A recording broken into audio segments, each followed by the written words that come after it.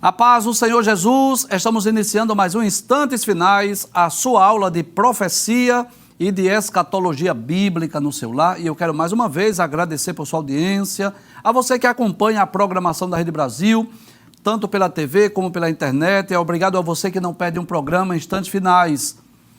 Eu gostaria de agradecer também a você pelas mensagens, obrigado por suas orações. Diariamente temos recebido dezenas de mensagens através do WhatsApp.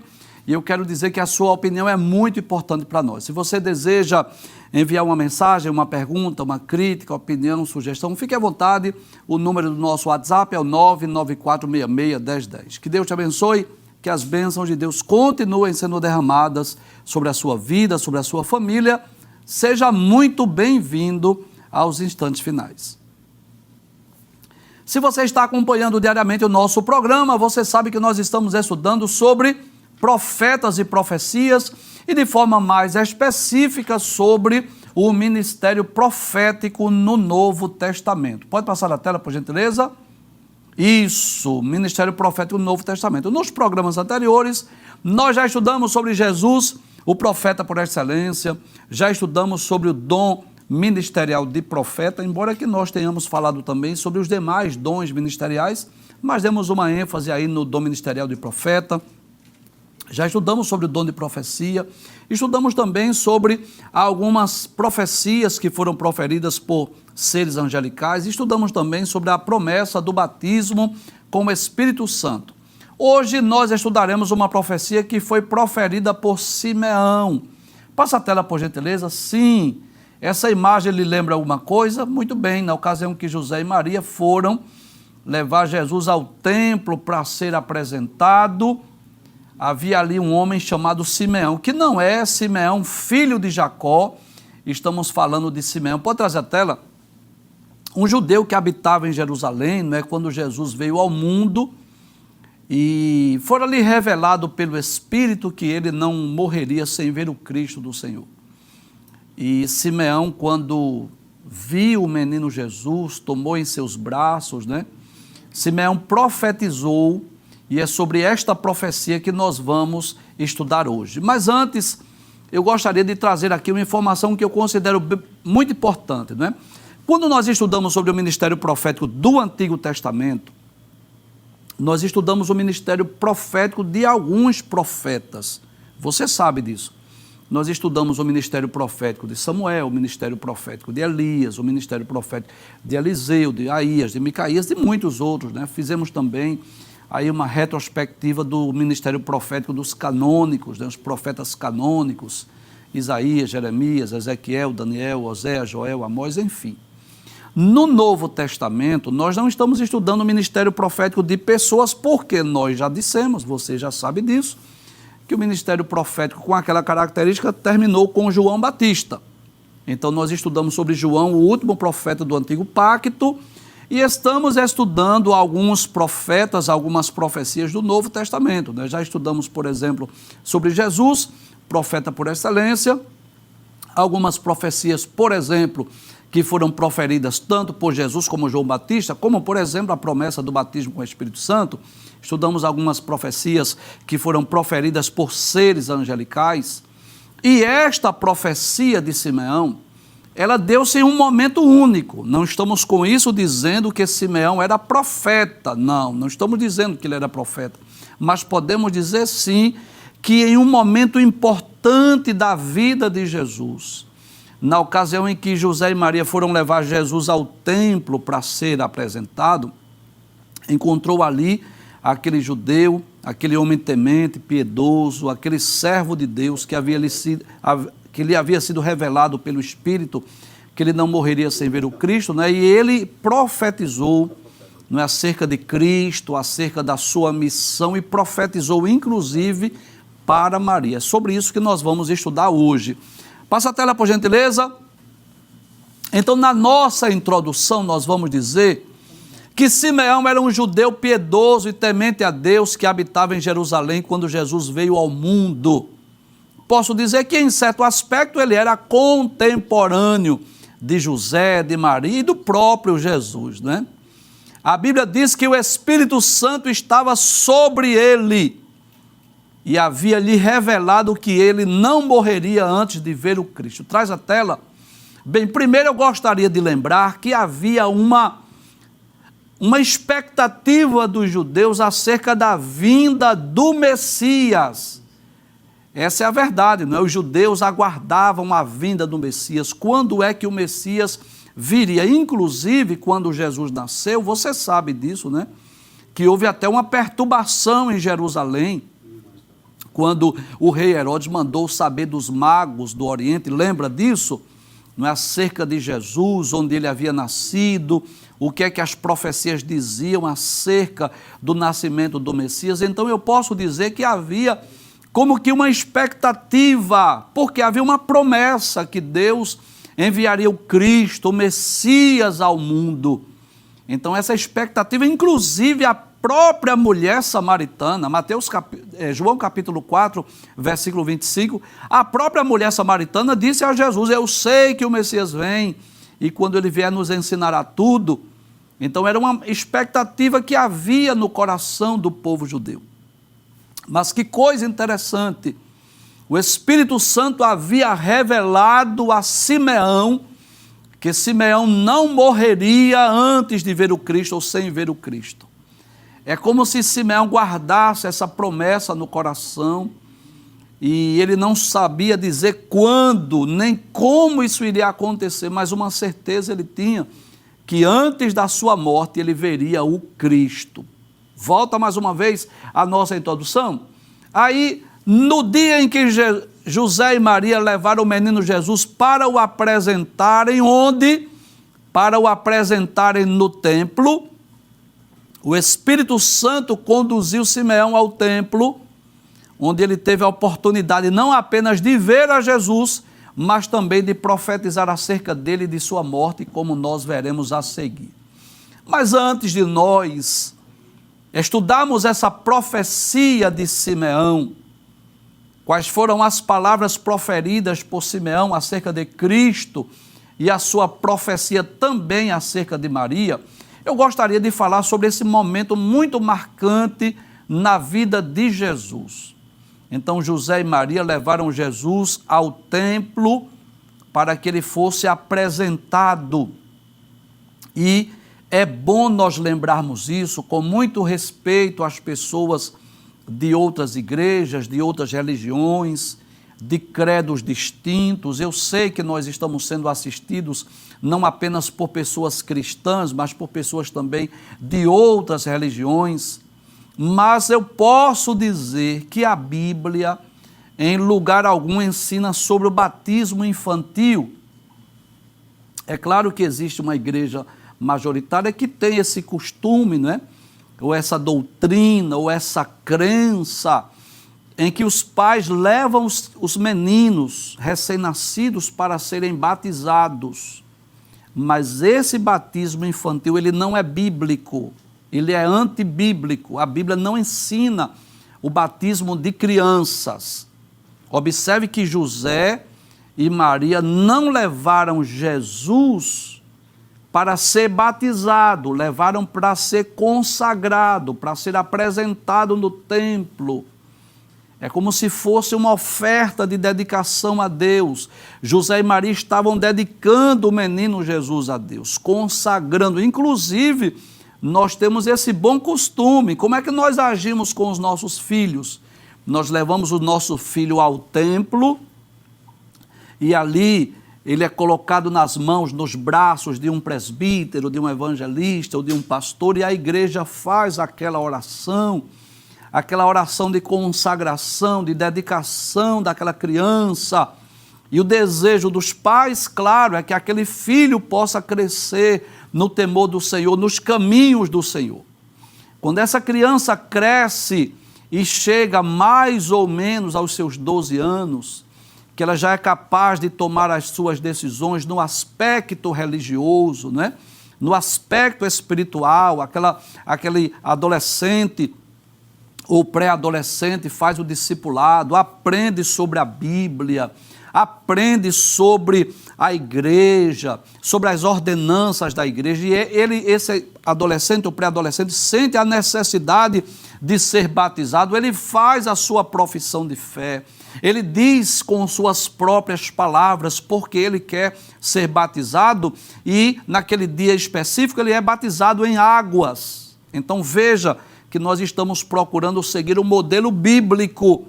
Veja que Jesus não foi batizado quando criança. Jesus não foi batizado quando recém-nascido, ele foi batizado já aos quase 30 anos de idade. Mas aos 12 anos ele já estava no templo, participando das festas em Jerusalém. Então, as pessoas que eram batizadas, por exemplo, no Rio Jordão, por João Batista, elas iam confessando os seus pecados. Aquele batismo era um batismo de arrependimento. O próprio João disse isso: eu vos batizo com água para o arrependimento. Por isso não é correto, não é bíblico este ato de levar crianças recém-nascidas para serem batizadas. E o que é que nós fazemos, seguindo o modelo bíblico? Nós levamos ao templo para apresentá-lo, consagrar essa criança a Deus, e quando ele chega naquela idade da pré-adolescência, adolescência, aí sim, ele faz o discipulado, ele mesmo toma a profissão de fé, e ele mesmo toma a iniciativa de descer as águas batismais e torna-se membro da igreja a partir dessa idade da pré-adolescência ou adolescência. Então digo isso com muito respeito aos nossos queridos telespectadores que são... Eu, por exemplo, eu fui batizado 2 vezes. Eu fui batizado 2 vezes. E muitos que me ouvem também, né? Eu fui batizado quando criança, porque meus pais, na época, pertenciam àquela igreja, me levaram lá. Mas esse batismo, biblicamente, não tem valor algum. Não tem. Por quê? Uma criança recém-nascida não tem condições de reconhecer seu pecado, nem de confessar seu pecado. Não é assim? E depois que eu recebi a Cristo como meu Salvador, e aí sim eu reconheci meus erros, meus pecados, e aí eu fiz o discipulado e desci as águas batismais. Então Jesus foi levado ao templo pelos seus pais, José e Maria levaram, mas não foi para ser batizado, e sim para que ele fosse consagrado ou dedicado ao Senhor. E nesse momento importante, em que os pais levaram Jesus ao templo para ser apresentado, o Espírito Santo falou com Simeão: Simeão, vai lá para o templo. Havia um encontro marcado por Deus. Foi Deus que marcou o encontro entre aquele casal, José e Maria, que José e Maria já sabia muito bem quem era Jesus. Maria já havia recebido a presença do ser angelical, do anjo Gabriel, que havia dito para ela que ela estava grávida, que ela daria à luz um filho, que o seu nome seria Jesus, que Deus lhe entregaria o trono de Davi, seu pai. Em outra ocasião também, Maria vai à casa de Isabel, e quando chega na casa de Isabel, Isabel profetiza, porque diz que Maria era a mãe do Salvador.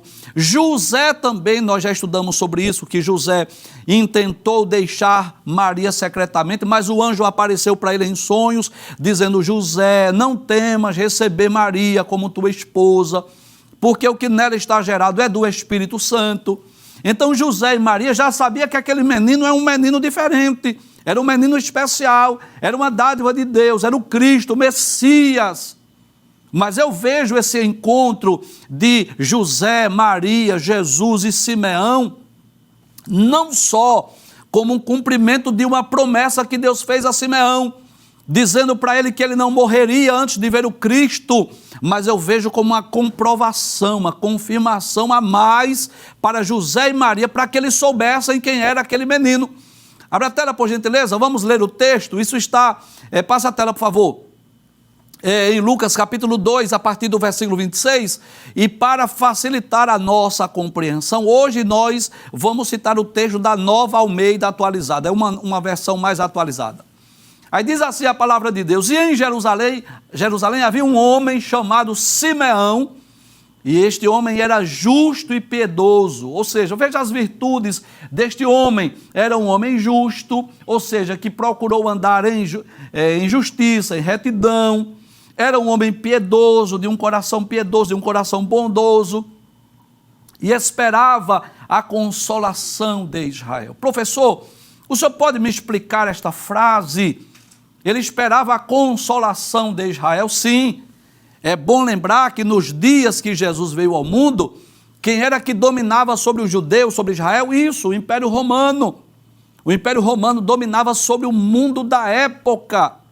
E os judeus que liam as Sagradas Escrituras, liam as Escrituras Sagradas do Antigo Testamento, sabia disso, que Deus havia levantado a Davi como rei, que Deus havia prometido uma perpetuação daquele reinado, que levantaria um rei da descendência de Davi. Então, esperar a consolação de Israel era como se os judeus vivessem naquela expectativa. Quando é que Deus vai cumprir a promessa? Quando é que Deus vai levantar esse rei da descendência de Davi? Quando é que esse Cristo irá reinar sobre nós? O desejo do judeu qual era? Sair do jugo de Roma.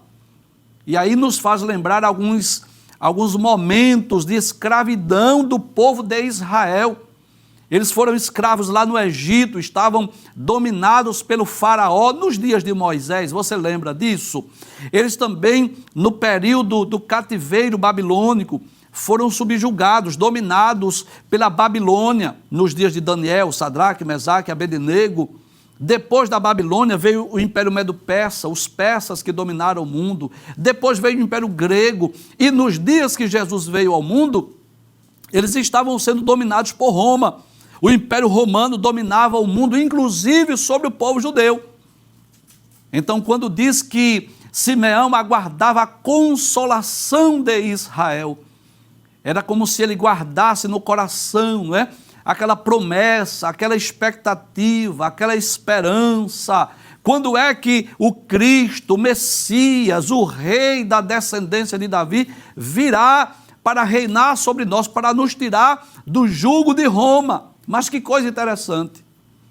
Deus estava muito mais interessado em tirá-los do jugo do pecado, do domínio do pecado, do que mesmo de uma libertação política. Eles estavam precisando muito mais de uma libertação espiritual do que de uma liberdade política. Volta o texto mais uma vez.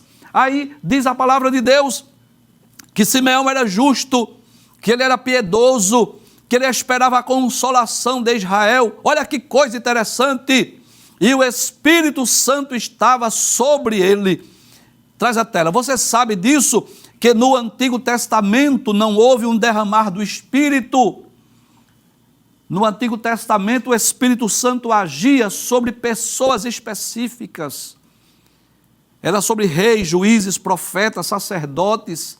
Então o Espírito Santo atuava, agia em ocasiões específicas, sobre pessoas específicas. Não houve nas páginas do Antigo Testamento um derramar do Espírito sobre toda a carne, sobre toda a nação, não.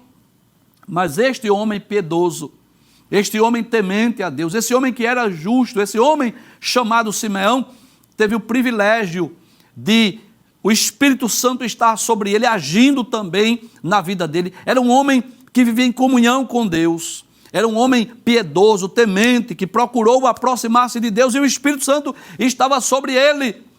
Volta a tela mais uma vez. Aí o texto diz, ele tinha recebido uma revelação do Espírito Santo. Olha, que revelação maravilhosa. Olha que promessa gloriosa. E que revelação era essa que ele recebeu do Espírito Santo, de que não morreria antes de ver o Cristo do Senhor. Glória a Deus. Que privilégio para Simeão.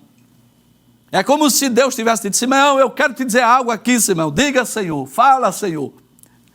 Tu não vais morrer antes de ver o Cristo, antes de ver o Messias. E é como se ele guardasse no coração essa certeza, essa esperança, vivesse nessa expectativa, não é? Acredito que durante o ministério de João Batista, se é que ele ainda estivesse vivo, não sei dizer ao certo, né? Mas ele vivia também nessa expectativa de ver o Cristo, de ver o Messias. Ele não sabia como, ele não sabia quando isso iria acontecer, mas havia sido revelado pelo Espírito que ele não morreria antes de ver o Cristo do Senhor. Passa a tela, por gentileza. E o que acontece? Movido pelo Espírito, em outras palavras, guiado ou dirigido pelo Espírito, ele foi ao templo. É como se o Espírito Santo dissesse, Simeão, vai lá no templo. vai lá em Jerusalém, eu quero te mostrar algo. E ele foi guiado, movido, dirigido pelo Espírito Santo.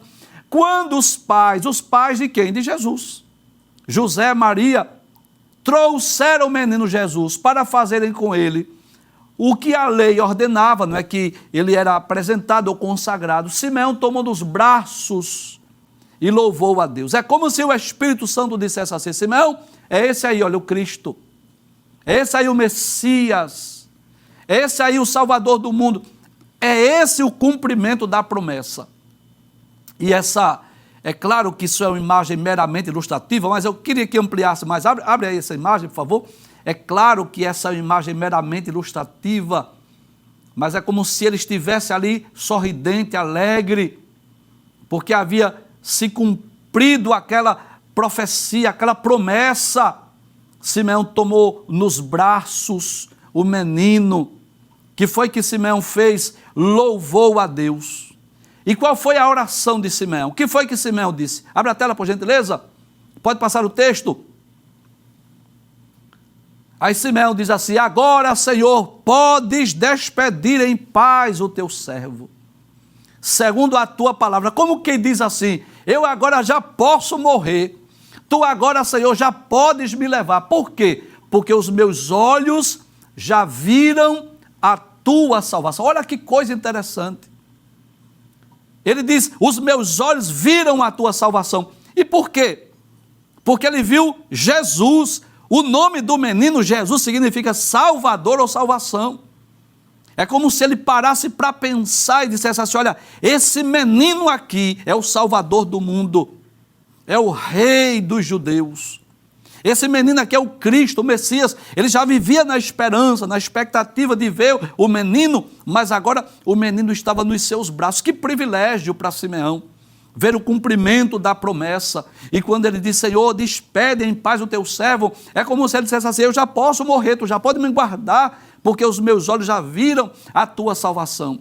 Então, estava nos braços de Simeão aquele que iria à cruz do Calvário no futuro, dar a sua vida por nós, morrer pelos nossos pecados, dar a sua vida pelos pecados da humanidade. Volta o texto mais uma vez, por favor.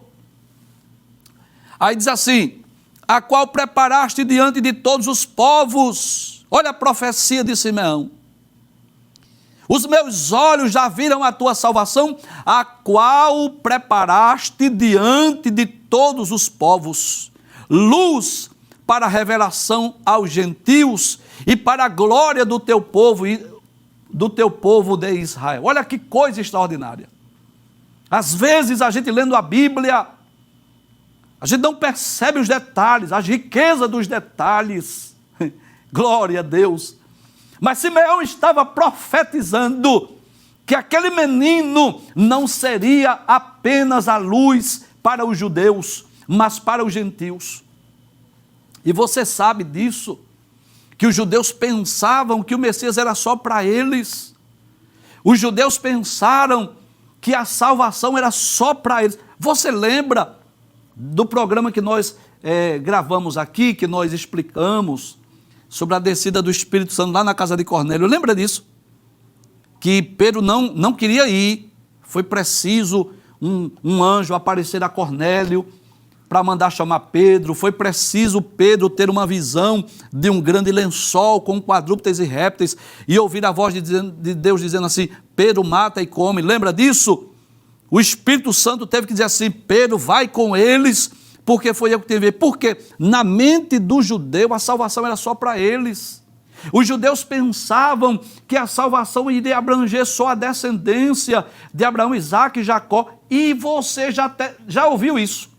Você até já ouviu que nós só fomos salvos por conta da incredulidade dos judeus. Está errado.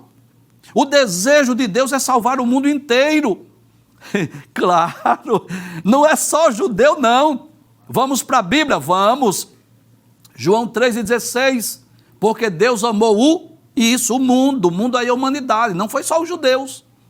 Que deu seu Filho unigênito para que todo aquele que nele crê não pereça, mas tenha a vida eterna. Todo aquele, não é só o judeu. Paulo diz, não é, que o evangelho em Romanos 1, 16, 17, eu não me envergonho do evangelho, porque é o poder de Deus para a salvação de todo aquele que crê. Primeiro do judeu e também do grego. O grego aí são os gentios. Tito 2:11, Paulo diz que a graça de Deus se ha manifestado, trazendo salvação a todos os homens. Olha que coisa interessante. Na grande comissão, Jesus disse, Marcos 16:15, ide por todo o mundo, pregai o evangelho a toda criatura, não é só aos judeus. Em Atos 1:8, Jesus disse, vocês vão receber o poder do Espírito Santo e vocês serão minhas testemunhas em Jerusalém, Judeia, Samaria e até os confins da terra. Primeira Epístola de João, capítulo 2, versículos 1 e 2, João diz assim, filhinhos, essas coisas eu vos escrevo para que vocês não pequem, mas se alguém pecar, nós temos um advogado para com o Pai, Jesus Cristo justo. Ele é a propiciação pelos nossos pecados, mas não apenas dos nossos, mas do mundo inteiro. Glória a Deus. Então, Simeão profetizou que Jesus era luz para os gentios e para os judeus.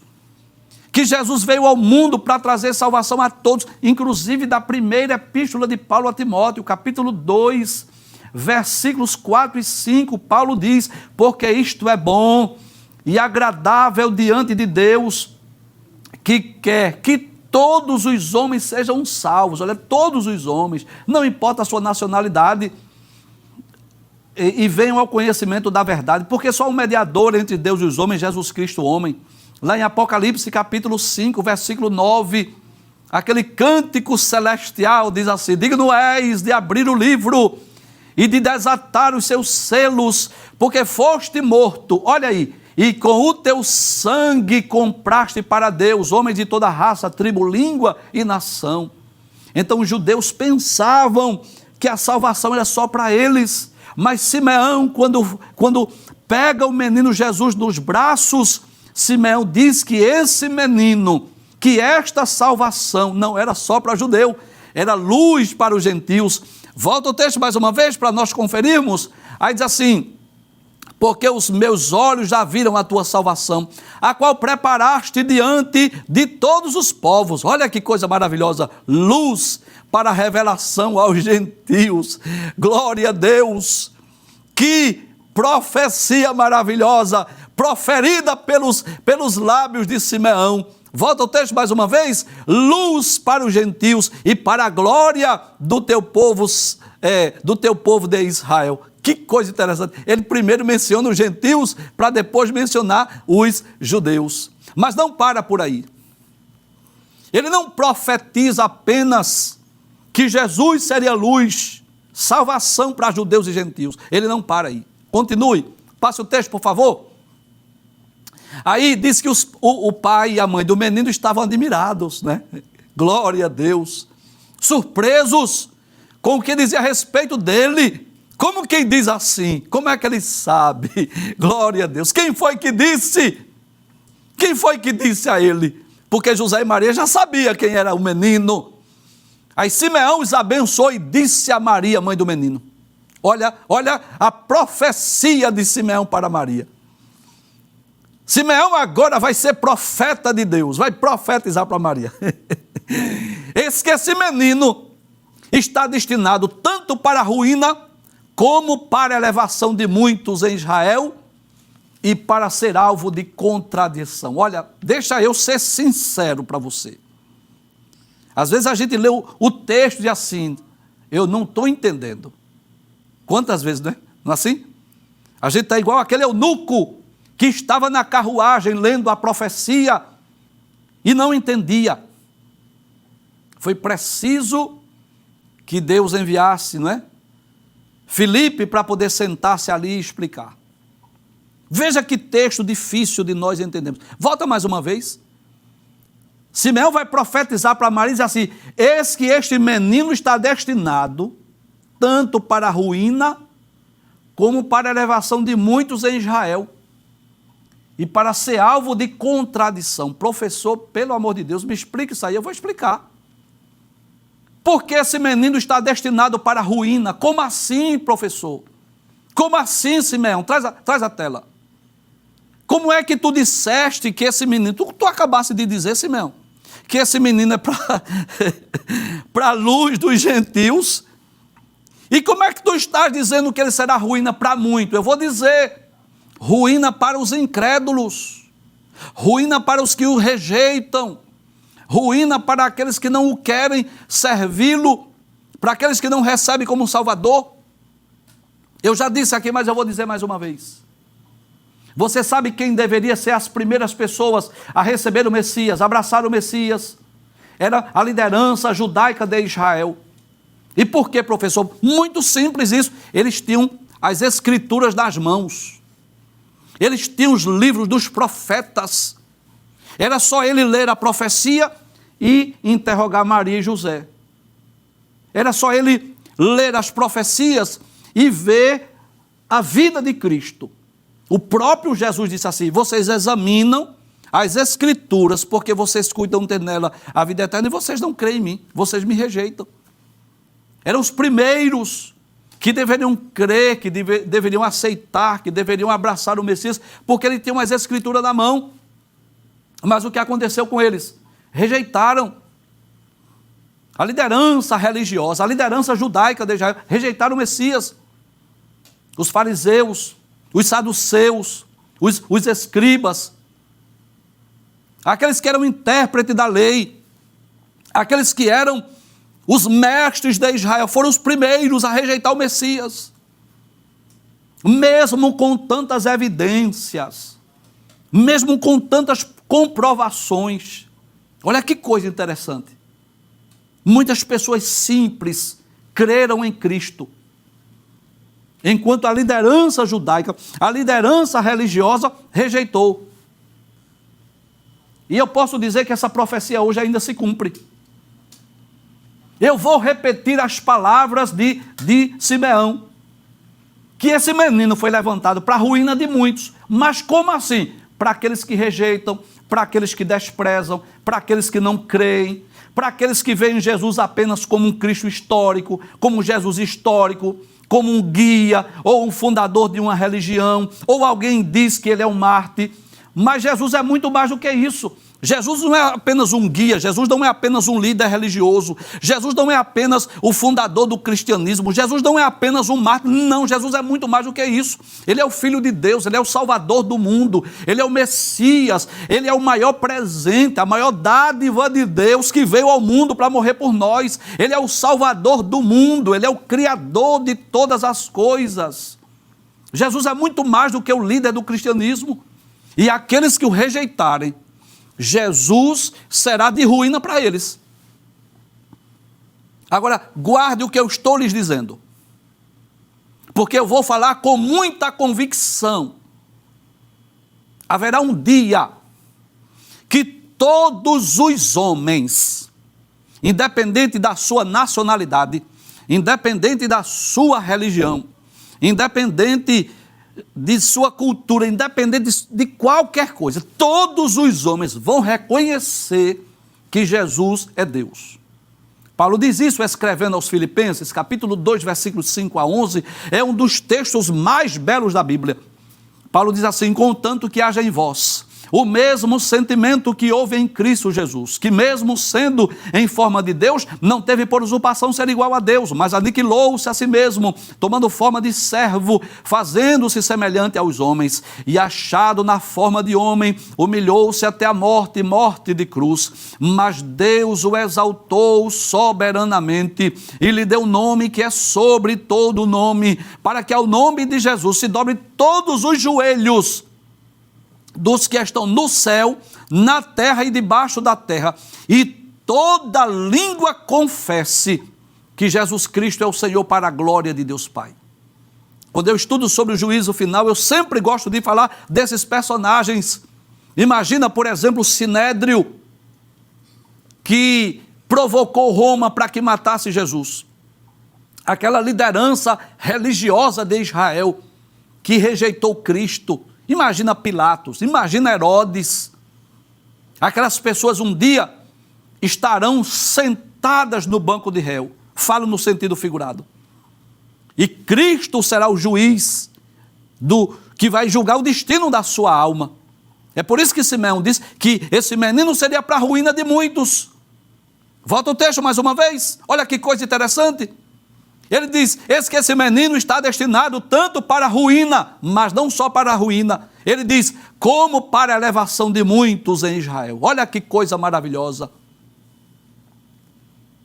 Ruína dos incrédulos, ruína para quem não crê, ruína para quem não acredita, mas elevação de muitos. Eu poderia citar muitos exemplos de pessoas que estavam lá no lamaçal do pecado, mas foram elevadas através da fé em Cristo.